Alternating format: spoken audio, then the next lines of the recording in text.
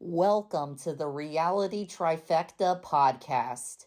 I am your host, and today we are talking about Survivor 50, episode 6. Let's talk about the blood moon. This was super anticlimactic. You have everybody in the merge. They all come together in one beach, and they are told to find an advantage in the jungle, which to a degree it is an advantage. Ozzy was the one who found that advantage, and he learns that he is going to Exile Island. He's like, oh, please don't say I'm going to Exile Island. Boom, he's going to Exile Island. But there's also a catch to it. He has to take one person with him. And he says, I'm going to bring a complete unknown with me. And that being Rizzo. So Ozzy and Rizzo go to Exile Island. But the thing is that they don't know what they're leaving behind. Because by the time they come back, they're gonna be surprised as to what happened. Then you get to the immunity challenge, where it's like the iconic wall challenge, where the hands and the feet are keeping them up on this wall, and their feet are killing them with the little ledges that are progressively getting smaller during each round of the challenge. Jeff announces a twist called the Blood Moon Twist, where the contestants will be split into 3 groups. They are merged, but they go to tribal council separately to vote someone out. Not 1, not 2, but 3 people are getting voted out. And guess what? None of those 3 are making the jury, which is insane. And it's a little out of pocket, I'm not going to lie. You got one group involving Tiffany, Chrissy, Stephanie, Camilla, and Jonathan. And from that group, Stephanie won the immunity challenge and could not be voted for. In the second group, you had Aubrey, Christian, Devins, Genevieve, and Joe.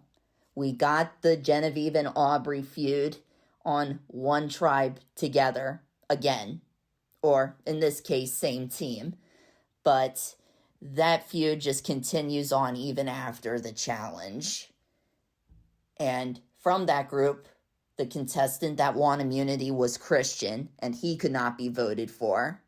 In the third group, you have Emily, Dee, Coach, Colby, and Sari. And I think their tribal council has to be like the most cringe with a mix of dramatic in it, depending on how you felt about it. I'm not going to be one-sided about this, but not to offend anybody, but I'm staying a little bit moderate with this moment. And from that group, it was Dee who won immunity, and she could not be voted for. Jeff mentions that she has won 3 immunities before, and she's like, oh, really? Did you have to say that? And Jeff's like, not everything is a secret on Survivor, which is true. Over at Exile Island, Ozzy and Rizzo build trust with one another because Rizzo had built trust with Sari. He knows that Sari is really close to Ozzy, so he establishes trust with Ozzy, and they both know about each other's idols, which is a good thing for them moving forward in the long run. Though, who's gonna blindside each other first? Who? Come on. It's Survivor. Then you get to the tribal council with the first group, and they already see Camilla as a threat. And Tiffany has worked really close with Camilla before the merge. In fact, since the beginning of the game, they all know that she's a challenge threat and that she's a social threat. Though Tiffany and Camilla, they both voted for Chrissy because Chrissy has to go, in their opinion. And they thought that Jonathan was going to side with them for this vote, but he didn't. Therefore, with a 3-2 vote, Camilla went home. So, that was heartbreaking. I kind of saw her going for a long run in this game, but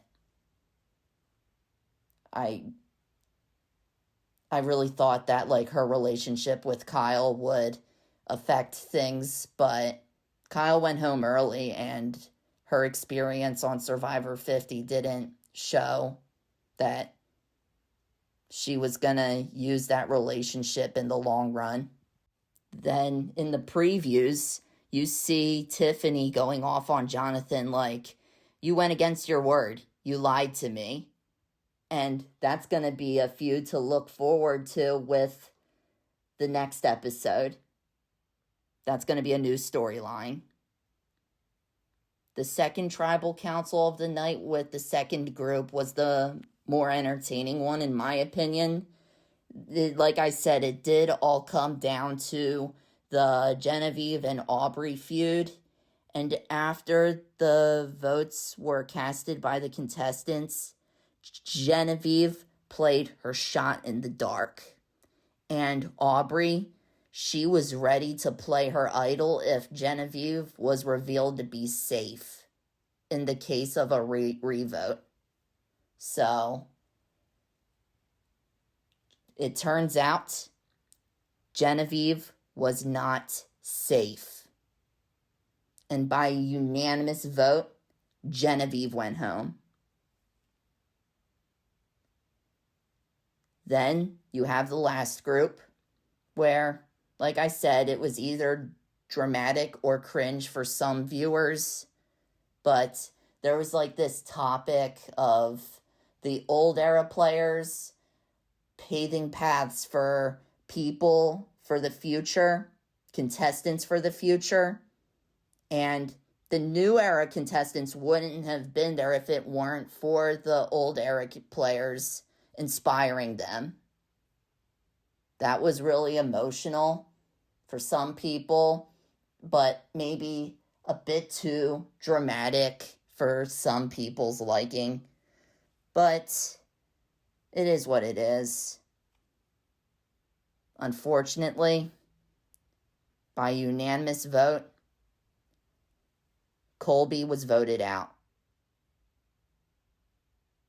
And after all of that, like, Colby did say that he didn't want to play Survivor anymore, but he came back and did. And he tried to see how well he did. Unfortunately, he did hyperextend his foot, and he lost his vote. That's kind of just down in the dumps. But I hope he's doing well.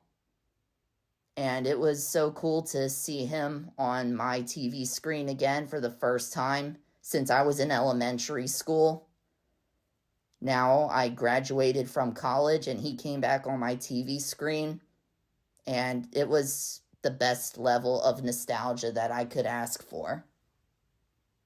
Well, this is the end of this recap and the end of this podcast. I thank you all so much for listening, and I hope to have you guys listen until the next episode. Thank you.